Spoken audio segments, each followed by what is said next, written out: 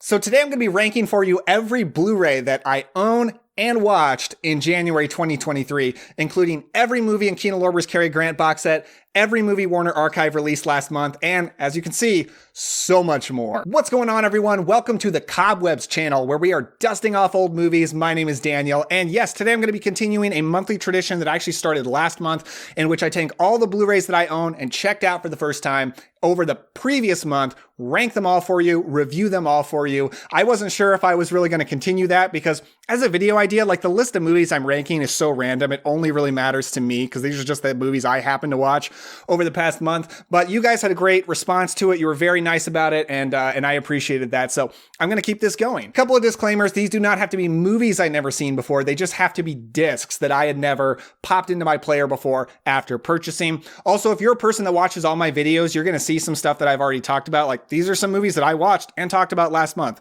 and now they're popping back up. So those movies I'm going to be talking about quicker. There are plenty of movies in here I've never talked about on the channel that I'll be spending a little bit more time on. But if you're a person that doesn't watch all my videos and just pops in from time to time, this is going to be kind of a good recap for you. So without further ado, let's pop into number 16 because we've got 16 movies here. We had 8 last month, so it was definitely a bigger month over January for me. Number 16 is Santa Fe Trail. I watched this because I'm picking up all of Errol Flynn's movies that Warner Archive has been releasing. This is an action-adventure western with the great pedigree of Errol Flynn, Olivia de Havilland, directed by Michael Curtiz. And it's in last place because I think it's an action movie with a broken premise from the start, because it's about the events leading up to the Civil War, and it's terribly historically inaccurate, and it has a really gross message about how abolitionists were terrorists, and maybe, like, who knows whether slavery was right or wrong, blah, blah, blah. It's really, even for the 1940s, gross, weird. I don't like it. And that enough is enough to put it at last place for me. I think that is a horrible premise, a horrible message. And for a movie that is pushing a message as much as this is, gross. I don't like it. At number 15, but significantly higher actually, is Ladies Should Listen, but still not a great movie. The first movie popping up and from the Cary Grant box set. It's starring Cary Grant and Francis Drake. Francis Drake I actually know from, let me just grab it right over here. Yes. Mad Love, which is a great pre-code horror movie that Warner Archive released. It's her and Peter Lorre. So interesting to see her pop up in a romantic screwball comedy, because that's what this is, a romantic screwball comedy. It's from 1934. It's 62 minutes, and it's kind of a nothing movie. Not much of a plot here. Cary Grant is a playboy. Francis Drake reveals that she is the phone operator in the building Cary Grant lives in, so she listens to all of his calls. And she reveals that she's fallen in love with him because of that. But he's in this wacky misunderstanding plot where he's engaged to this weird rich girl who he doesn't really like. Very strange. Edward Everett Horton is, any fans of classic screwball comedies know that man. He has a supporting role in this, and he's actually my favorite part of the movie. But as a movie, it's a very low on plot and laughs, pretty low on laughs. Francis Drake is a great scream queen in a horror movie, especially because of her giant eyes that just bug out in terror. In a romantic comedy, not as good, not a lot of charm, not very funny. She doesn't have a lot of chemistry with Cary Grant, so I wasn't a big fan of Ladies Should Listen, but it's fine, it's okay. Next movie from the Cary Grant box set, Wedding Present with Cary Grant and Joan Bennett. The cover and the title make it sound a bit more like a romantic comedy than it really is. It's much more about reporters. It's another movie where Cary Grant as a reporter feels almost like a precursor to His Girl Friday for some specific reasons. And it starts out with them about to get married, and it basically, they're not able to get the marriage license because Cary Grant can't stop joking around, and she's like, "You're not serious, so I'm not going to marry you." But he ends up getting serious by becoming the editor of their newspaper and kind of becomes a workaholic, and then she doesn't want to date him because of that. And it's very low on plot. It's just kind of them doing reporter stuff, falling in love a little bit, falling out of love. Joan Bennett is really good in this. I don't think she has great chemistry with Cary Grant. I don't believe them being in love like I do when Cary Grant is paired with Katharine Hepburn. But it is a totally fine movie from 1936, and it's 81 minutes long, and that's it. It's okay, and that's why it's number 14. At number 13 is by far the most modern movie on this list. It's 2007's Sunshine, a Danny Boyle sci-fi movie that was actually written by the guy who did Ex Machina and Annihilation. And it has a great cast led by Cillian Murphy and Chris Evans. friends, and I specifically watched, I mean, I've had it on my shelf for so many years, I never watched it. Specifically watched it because I got together with some friends and they wanted to watch a sci-fi movie, so I picked this off the shelf. And this isn't really my kind of movie, I'll be totally honest with you. It is a hard sci-fi movie. Very, very serious sci-fi. No hint of fun or humor to this. Very intense, and not really my thing. When it comes to sci-fi movies, I like sci-fi best when it's kind of mixed with swashbuckler elements for something like Star Trek or Star Wars, or if it's like 50s sci-fi, like giant monsters and stuff like that. I love stuff from the 50s. But when it comes to ultra serious sci-fi, not quite my genre. This is about a space crew who's trying to send a bomb into the sun to revive the sun because the sun is dying, which of course means that's an apocalyptic situation for Earth. And it is a well-made movie. I do think it falls apart a bit in the third act because it's a pretty original movie for a lot of it. When we get in the third act, it's like, what if it was just Alien? What if it was Ridley Scott's Alien? Let's just kind of turn it into that. And it's an inferior version of Ridley Scott's Alien and isn't super great. So I think it's a fine, decent movie, but a lot of people love this movie. This is just not my kind of thing. Like I said, sci-fi, not one of my favorite genres. I want it to mix with other things, with that 1950s sensibility or with those swashbuckler elements. But Sunshine, it's okay.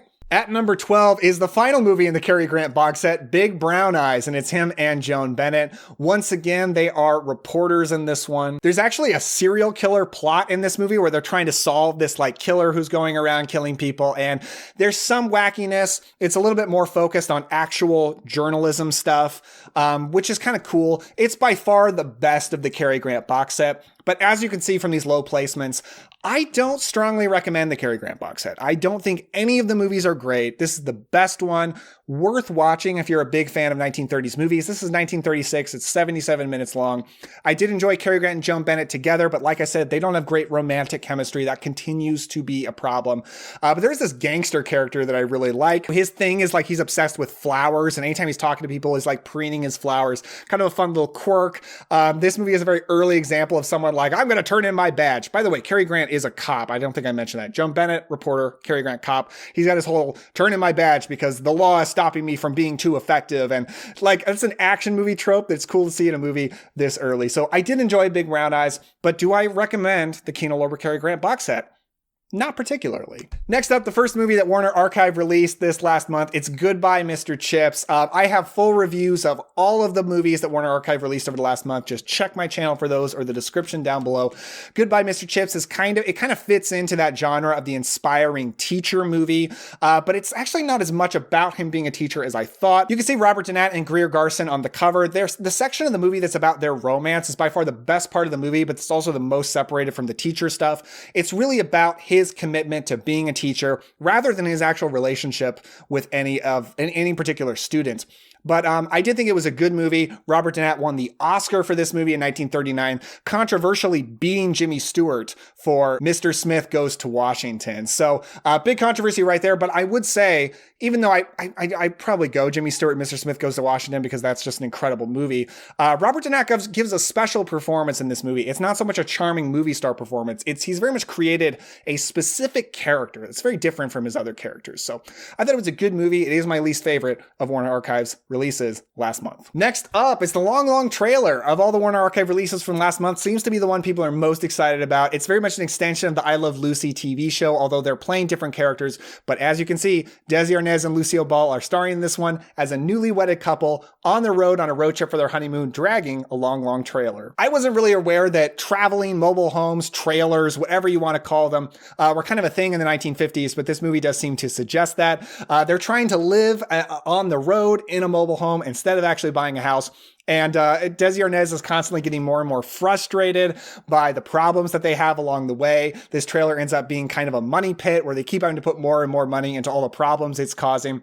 It is 100% fun, frothy comedy. There is not a hint of anything deep or plot driven or anything here. This is all about different vignettes of different comedy situations that they're in. Charming movie stars, beautiful color, beautiful film. I did quite enjoy the long trailer. Coming in at number 9, it's another Errol Flynn movie, The Private Lives of Elizabeth and Essex. It's him and Bette Davis, a rare time Errol Flynn did not receive top billing because Bette Davis was just that big in 1939. Historical movie. I don't know how historically accurate it is, but it's about Queen Elizabeth and her relationship with the Earl of Essex, played by Errol Flynn. And and it is a gorgeous color film, period drama with incredible sets and costuming, all very artificial looking, set based, but in a very artistic and stylish way that I really enjoyed. These two actors are some of the best actors of their time. They're so good in this movie together. The movie is just, if you're wanting like more swashbuckler elements, adventure, that's not what this movie's going for. It's very much a costume, almost political drama about a royal situation. I did quite enjoy this movie. I have a whole video on all of Errol Flynn's releases on Warner Archive, almost all of them, and there's a much longer review of this in that video. Coming up next is Warner Archive's Rancho Notorious, which is a Western starring Marlene Dietrich. Really like this movie. It is a revenge Western. Again, kind of like Elizabeth and Essex. Beautiful color, very fake looking in terms of sets, costumes, a lot of artifice to it, but in a very stylish way, a gorgeous way, I thought, including like purple skies, a little bit of surrealism to the images as much as you can with a 1950s Western, at least. Reminded me of Johnny Guitar a lot, actually. If you're a fan of Johnny Guitar, I would check out Rancho Notorious. Next up is Our Dancing Daughters. I kind of love this movie. It's a silent film from 1928, but kind of like Charlie Chaplin's City Lights, there is some sound elements, not in dialogue, but in terms of music and sound effects. It was kind of a big deal in 1928. It's starring Joan Crawford, and it was her breakout role. It is about the jazz age. It's about hard partying in the roaring 20s. It's about a love triangle. There's a lot going on in this movie, and I thought it was fascinating as a historical document of the 1920s, and just a darn entertaining movie. I really, really liked it. But my favorite of Warner Archive's releases last month was Wife vs. Secretary. This movie's just perfectly up my alley. It's a 1930s movie starring three great movie stars, Clark Gable, Myrna Loy, and Jean Harlow. Clark Gable and Myrna Loy are married, but she's a little bit suspicious because his secretary, who he spends a lot of time with working, is Jean Harlow, who's incredibly gorgeous. And this movie is just about the suspicion and how that can hurt a marriage, but gets a lot of tension out of, is Clark Gable actually going to cheat on her? What's going on with that? Just classic 1930s Hollywood movie making that I thought was super fun. It's not quite a comedy, not quite a drama, a little bit in the middle, but I thought it handled that specific tone very well. Breaking into the top 5, it is Errol Flynn and Ann Sheridan in Edge of Darkness, a World War II movie about a small Norwegian village that is occupied by the Nazi army, and Errol Flynn is a fisherman, a normal guy who leads a rebellion against them. If you're a fan of Star Wars, I thought there's a little bit of Star Wars to this movie in terms of the building up of a rebellion to fight the evil empire, which is the Nazis in this case. Errol Flynn is great in this movie, but he's not in it as much as I thought that he would be. This movie's an ensemble movie about the whole town. There's a lot of great character actors all throughout it. And Sheridan, I loved in this movie because the movie's not about their romance and will they, won't they get together. They're together from the beginning of the movie and they never break up. It's about them working as a team. And I just appreciate that kind of thing in movies. I want more of it. Show couples that just work great together, that isn't about their relationship drama. I just really like that about this movie. I love Edge of Darkness. It's great. At number 4 is one that's a little bit bittersweet. It's Come September, which is a movie that I've seen and loved before, but I watched the actual Kino Lorber Blu-ray for the first time. And I watched it because star Gina Lollobrigida actually passed away last January. Rest in peace. She actually lived an incredibly long and full life, so nothing but respect for her. I rewatched this movie in her memory, and she's phenomenal in this movie. Everyone is. You got Rock Hudson, Sandra Dee, and Bobby Darin. Love all of them. It's about Rock Hudson. He's this incredibly rich guy who owns a beautiful villa in Italy that he goes once a month. He stays there in September, and Gina Lollobrigida is his once a year girlfriend every time he comes down there. And she's just kind of had it with that. She's going to marry another guy, and he has to win her back. And it's also about him helping out this group of girls that are staying in his house because his butler... It's so ridiculous.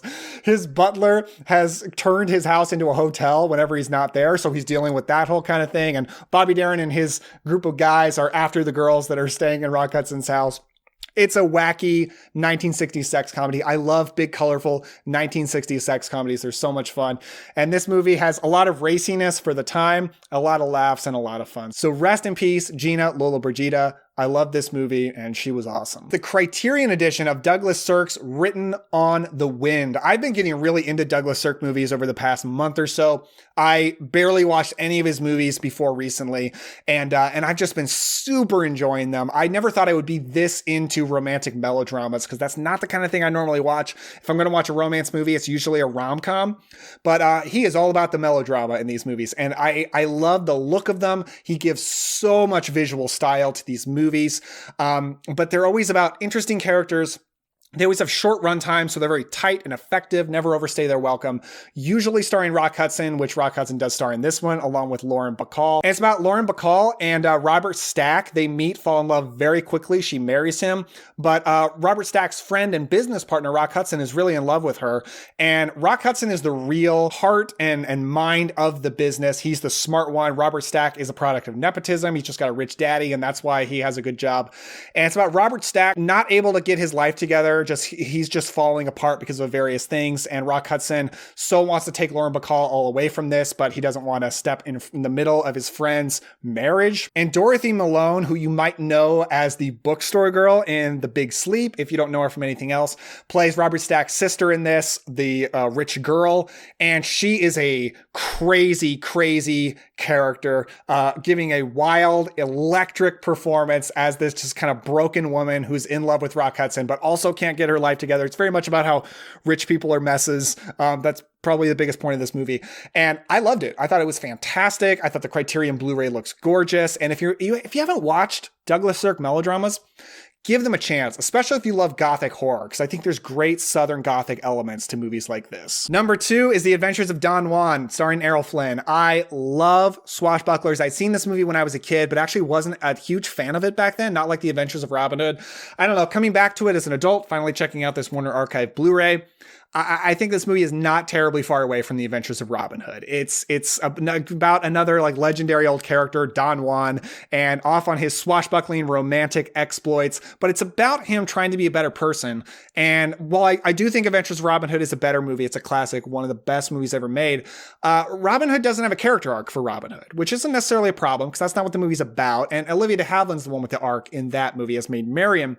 But this movie is very much about Errol Flynn as Don Juan growing and changing, learning as he gets older. And I really appreciated that about this movie, but it's got a great romance between him and the Queen being the only woman in the world Don Juan can't have, and the drama that comes from that, and a great villain performance. Romance, swashbuckling, action, political intrigue. It's just a great movie. And at number 1, what can I say? Casablanca.